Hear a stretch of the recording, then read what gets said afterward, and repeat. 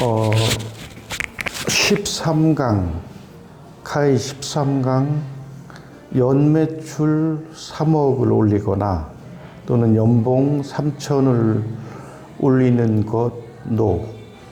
연매출 30억이나 연봉 10억이 되는 방법 YES. 이건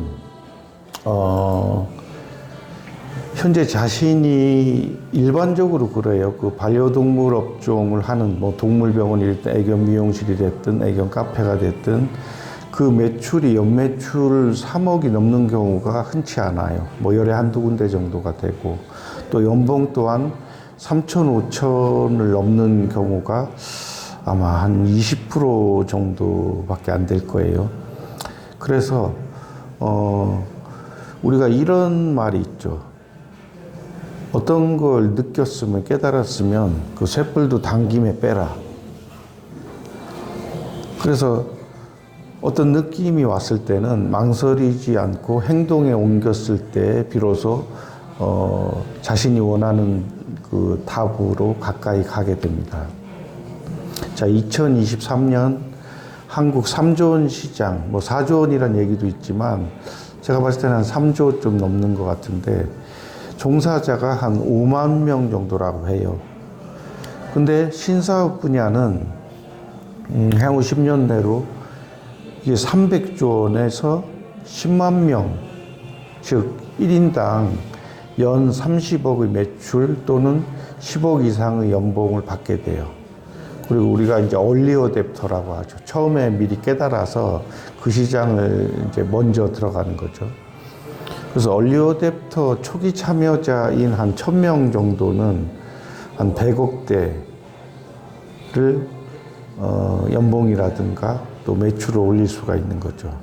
그 다음에 뭐 1만 명 정도는 뭐 10억대의 매출이라든가 기십억대의 그 기십억대 매출이나 10억대의 그 순이익을 갖게 되는 거죠. 이렇게 되는 이유는 요즘에 뭐 4차 산업이라고 시끄럽던데 그 노조도 있고 뭐 인건비 문제 뭐 이런 부분에 그 사용자들이 부딪히다 보니까 결국에는 뭐 인공지능과 로봇이 답이다. 그래서 현실적으로도 그 월 300 이상은 줘야 하는 뭐 식당 이런 데서도 벌써 로봇 팔을 활용해서 하고 또 로봇이 이제 배달도 하고 이런 상황이 됐죠.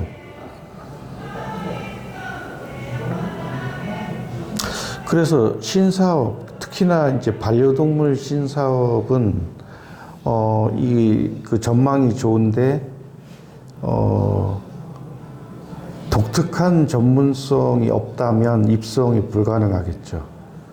그래서 독특하다는 부분은 우리가 이제 숙련된 것보다 앞으로는 이제 독특한 전문성, 독특함을 알아보고 독특한 방향을 견지하고 그 시장을 파악해서 세분화하고 이제 이러한 과정이 필요합니다. 그래서 과거에 뭐 암기를 잘하던 사람이 뭐 스카이 대학교에 가고 이런 개념을 떠나서 지금은 관찰력, 그 자신의 반려동물이 무엇을 원하는가, 또 그들이 바라는 게 무엇인가를 세세하게 파악을 해서 그에 대한 그 신사업 아이디어로 도출하는 거죠.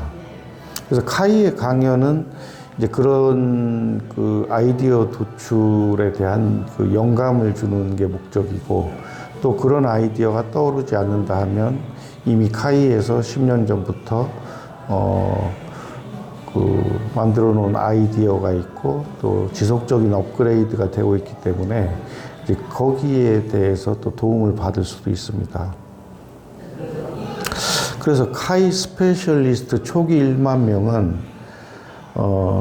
각 1인당 뭐 연 한 기십억대의 연봉이나 사업소득을 올릴 수 있도록 그 기본 체력을 갖추게 합니다.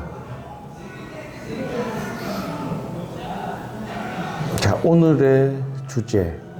연매출 3억, 연봉 3천, NO. 연매출 30억, 연봉 10억, YES. 이해가 좀 가시나요? 자, 그래서 무료 강연에서 다 밝히지 못한 부분들을 그 온라인 유료 강연 그 7개가 있어요. 그래서 1번은 30대 전후의 반려동물 업종 종사자를 위한 꿀팁, 연봉이라든가 근무한 요일, 매출 상승시키는 팁, 그리고 취업 성공 방법, 업그레이드 이직 성공, 이런 과정이 있어요.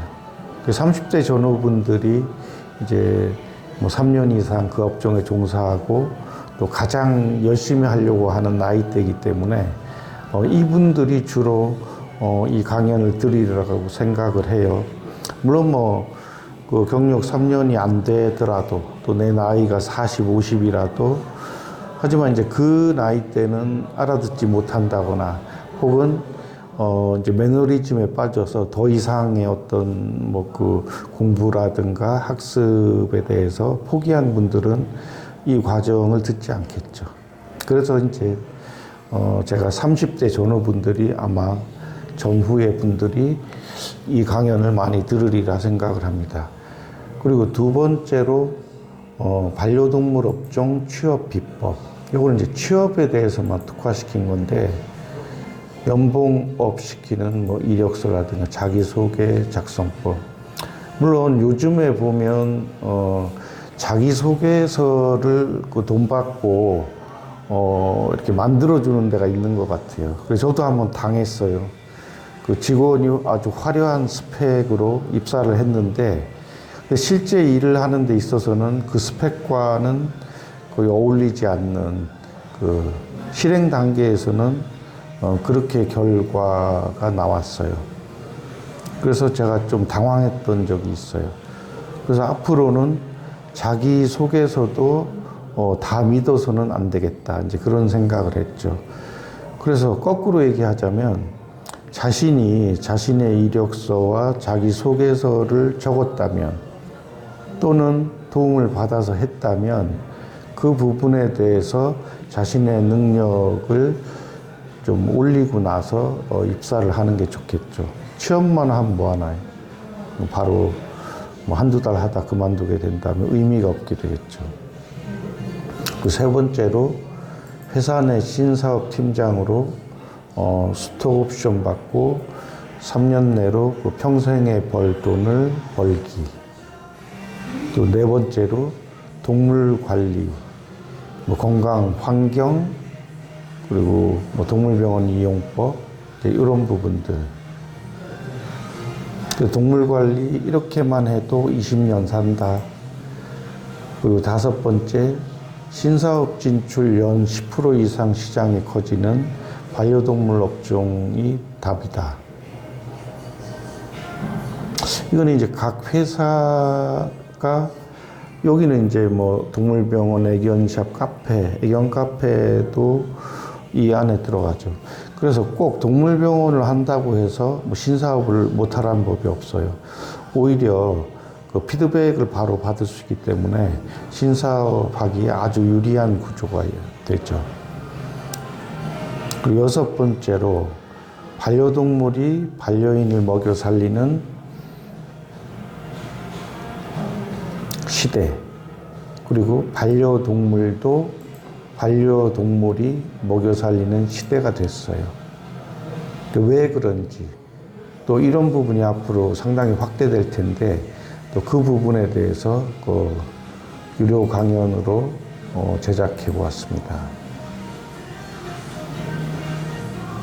그래서 동물이 버는 돈의 10%만 동물 관련 보호단체에 기부가 된다고 해도 유기견이 되어서 안락사를 당하는 경우가 없어질 거예요. 현재 정부에서도 많은 노력은 하는데 아직은 사각지대가 많이 있죠.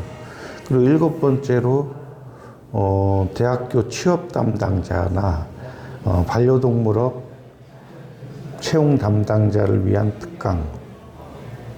그 어떤 직원이 들어와야 우리 회사에 날개를 달아줄 것인가. 거기에 대한 특강이 이제 일곱 번째가 되겠습니다.